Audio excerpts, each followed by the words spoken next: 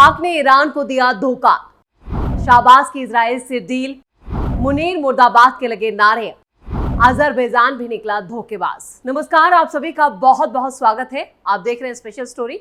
मैं हूं परवीन शेख। इजराइल के अब तक के अटैक से ईरान पूरी तरह से बर्बाद हो चुका है।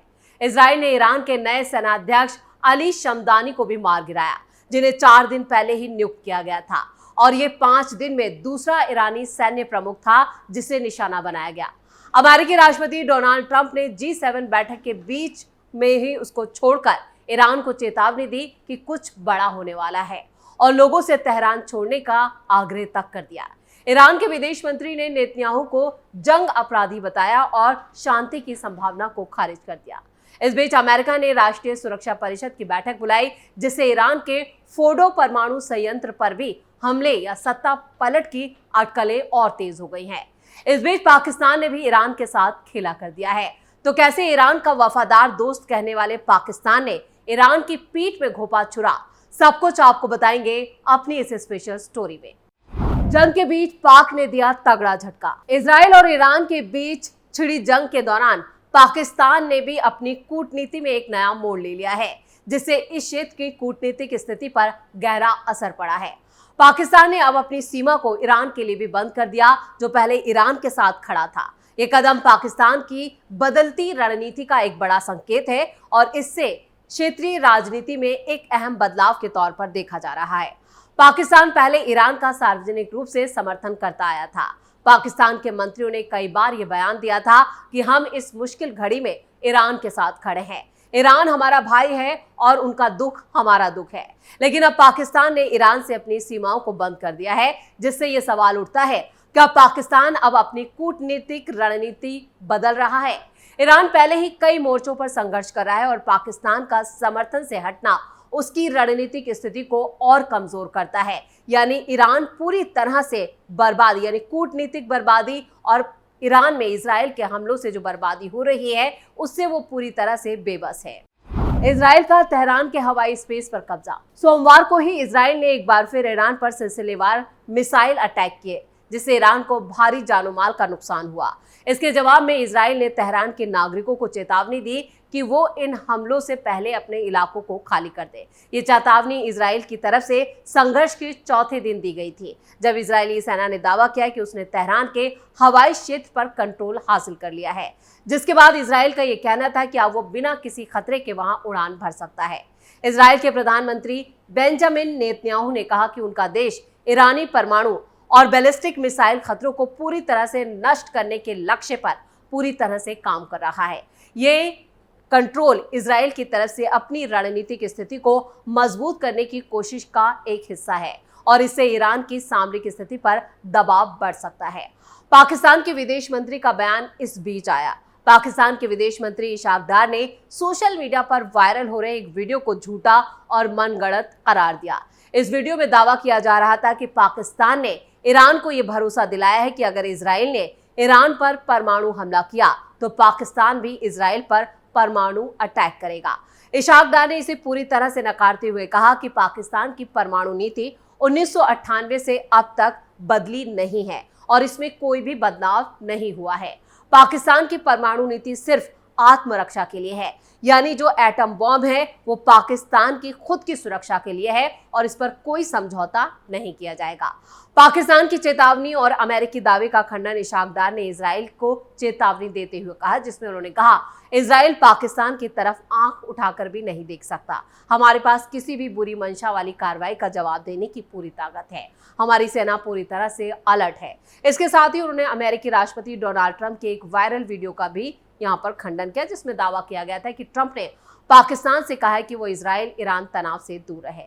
इशाक डार ने बताया कि ये वीडियो आर्टिफिशियल इंटेलिजेंस से तैयार किया गया था, और इसका वास्तविकता से कोई लेना देना नहीं था। यानी पाकिस्तान अब इजराइल अटैक से थर थर कांप रहा है, और जिस तरह से बयानबाजी पाकिस्तान की तरफ से हो रही है, उससे साफ है कि पाकिस्तान ने अपनी कूटनीतिक रणनीति में बड़ा बदलाव कर लिया है। यानी इजराइल जंग और ईरान के बीच जो जंग छिड़ी है, उससे पाकिस्तान ने किनारा कर लिया है। यानी ईरान को जो अब तक वो अपना मुस्लिम भाई कहता आया था उसे बड़ा धोखा दिया है, उसकी पीठ में छुरा घोंपा है। यानी अब पाकिस्तान डर से खुद कांप रहा है और उसकी ये जो कांप रहा है वो ये बता रहा है कि अमेरिका ने भी पाकिस्तान को सीधी सीधी धमकी दी है कि अगर उसने किसी भी तरह का कोई भी फैसला ऐसा लिया जहां पर ईरान का उसने समर्थन किया या ईरान की किसी भी तरह की कोई मदद की तो अगला निशाना पाकिस्तान होगा। जिसके बाद से पूरे पाकिस्तान की जो सेना है और जो पाकिस्तान के जो मंत्री हैं वो अब अपने बचाव में उतर आए हैं। उन्होंने इजराइल के साथ खड़े होने की बात तो नहीं की है, लेकिन ईरान से भी अपने सभी जो बयान थे उन्हें वापस ले लिया है। इससे साफ है कि पाकिस्तान की स्थिति और ज्यादा नाजुक हो गई है। अजरबैजान निकला बड़ा धोखेबाज, तेल के चक्कर में ईरान के साथ खेल। पाकिस्तान के भाईजान कहे जाने वाले अजरबैजान ने ईरान के साथ धोखा कर दिया। पाकिस्तान के बाद अजरबैजान भी धोखेबाज निकला। दरअसल 17 जून को 21 मुस्लिम देशों ने इजराइल के खिलाफ सामूहिक विरोध जताया। उन 21 देशों में पाकिस्तान और तुर्की का नाम भी है, लेकिन अजरबैजान का नहीं है। अजरबैजान के विरोधी आर्मेनिया ने जरूर ईरान के समर्थन में बयान जारी किया। ईरान की मेहर न्यूज एजेंसी के मुताबिक जिन 21 देशों ने ईरान के समर्थन में बयान जारी किया उनमें Iraq, Libya, Bahrain, Jordan, Kuwait, Qatar, Saudi, Djibouti, Chad, संयुक्त अरब अमीरात जैसे देशों के नाम शामिल हैं। लेकिन तुर्की ईरान के साथ डबल गेम कर रहा है। एक तरफ तुर्की ईरान पर हमले की आलोचना कर रहा है तो वहीं दूसरी तरफ उसकी चाहत ईरान को न्यूक्लियर पावर नहीं बनने देने की है। यानी वो नहीं चाहता कि किसी भी कीमत पर ईरान में परमाणु बम तैयार हो या वो न्यूक्लियर पावर जो ताकत है वो उसे हासिल करे। तुर्की की कोशिश अमेरिका की शर्तों पर ईरान और इजराइल के बीच समझौता कराने की है। हालांकि ईरान अभी तुर्की के रुख पर साइलेंट है, लेकिन जिस तरीके से अजरबैजान ने कदम उठाया है वो काफी सुर्खियों में है। सवाल यह है कि आखिर अजरबैजान ने ईरान के मामले से खुद को दूर क्यों कर लिया। अजरबैजान का इजराइल से व्यापारिक हित जुड़े हुए हैं। हरतेज के मुताबिक अजरबैजान ने पिछले साल 1 मिलियन टन तेल इजराइल को बेचा था और इस बार भी तेल बेचने की तैयारी में है। ईरान भी इजराइल की तरह ही तेल का सौदा करता है। ईरान के पक्ष में अगर अजरबैजान खड़ा होता है तो उसका तेल कारोबार संकट में पड़ सकता था। अजरबैजान के दुश्मन आर्मेनिया ने ईरान को सीधा सपोर्ट कर दिया। अजरबैजान के बैकफुट पर जाने की एक वजह यह भी है कि आर्मेनिया और अजरबैजान के रिश्ते सालों से खराब चल रहे हैं। अजरबैजान खुद जंग में उलझा हुआ है। वो किसी और की जंग में पड़कर खुद की मुश्किलें नहीं बढ़ाना चाहता और वो भी मिडिल ईस्ट के देशों में। 57 में से सिर्फ 21 देशी समर्थन में। मुस्लिम संगठन OIC में कुल 57 देश शामिल हैं, लेकिन ईरान के समर्थन में सिर्फ 21 देशों ने ही बात रखी है। 26 देश अभी भी साइलेंट हैं, यानी चुप्पी अख्तियार कर रखी है। ये बड़ा सवाल उठ रहा है कि जिन बड़े मुस्लिम देशों ने समर्थन नहीं दिया उनमें बांग्लादेश, सीरिया का नाम भी शामिल है।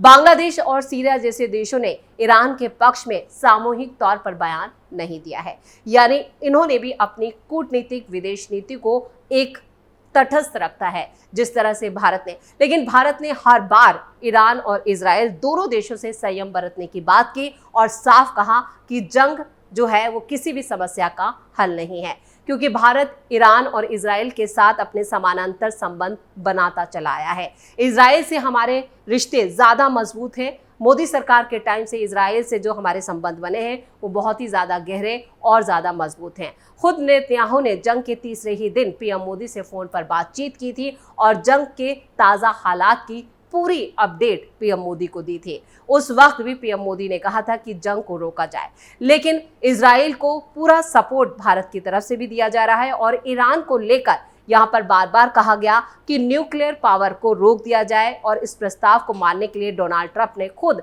60 दिन का वक्त ईरान को दिया था, लेकिन ईरान नहीं माना और वो जंग पर अड़ा रहा। अब ईरान पूरी तरह से बर्बादी की कगार पर है और इन 5 दिनों की जंग में ईरान को कई यहाँ पर नुकसान हुए हैं। सबसे ज़्यादा नुकसान तेहरान को हुआ है।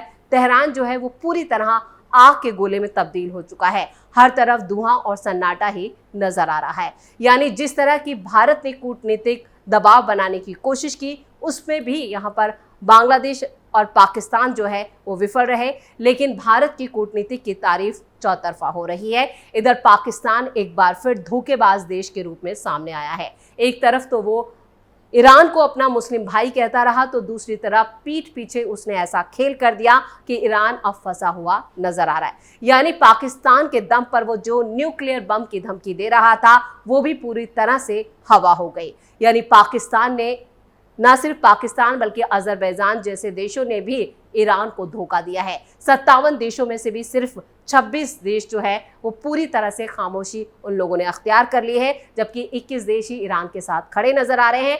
वो भी खुलकर बयानबाजी नहीं कर रहे हैं, सिर्फ सांकेतिक समर्थन देने की बात की जा रही है। इसी के साथ स्पेशल स्टोरी में इतना ही। वीडियो कैसा लगा कमेंट करके अपनी राय जरूर दें। वीडियो को लाइक करें, शेयर करें और कैपिटल टीवी को सब्सक्राइब जरूर करें। धन्यवाद।